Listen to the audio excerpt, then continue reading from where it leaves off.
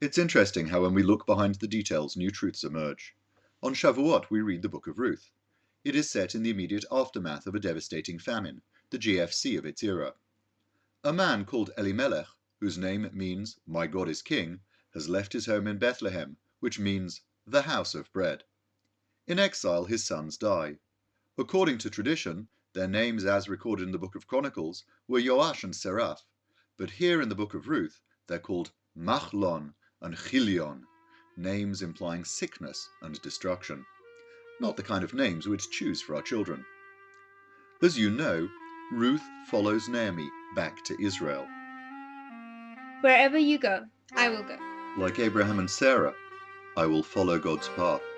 And where you lodge, I will lodge. I shall keep a Jewish home.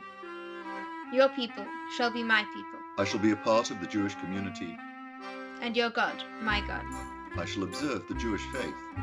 Where you die, will I die, and there will I be buried.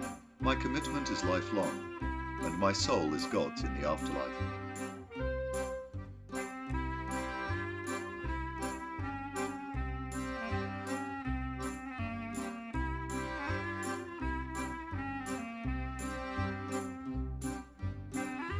At the very end of the book, Ruth and Boaz have a son, who they call Oved.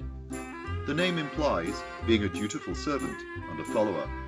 He was called Oved because Boaz was a dutiful servant of God, looking to do the right thing by Jewish law for his family and also for his employees. And he was called Oved because Ruth embraced the way of God, followed Naomi, and honored her extended family ties. Oved is the grandfather of King David, born in Bethlehem. Even before we get to the inner tale of Ruth, important lessons are being taught. The truth behind the dressing.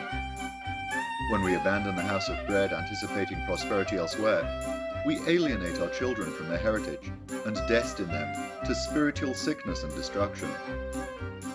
Ruth and Naomi show that we can pick up and return. Boaz, who stayed firm, that we should welcome people back and welcome them in.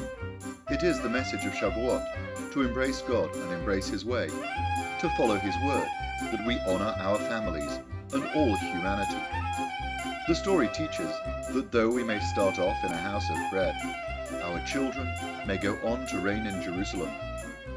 And the truth without the dressing? If we look to the Torah and follow its ways, however humble our home, we dwell in the palace of God.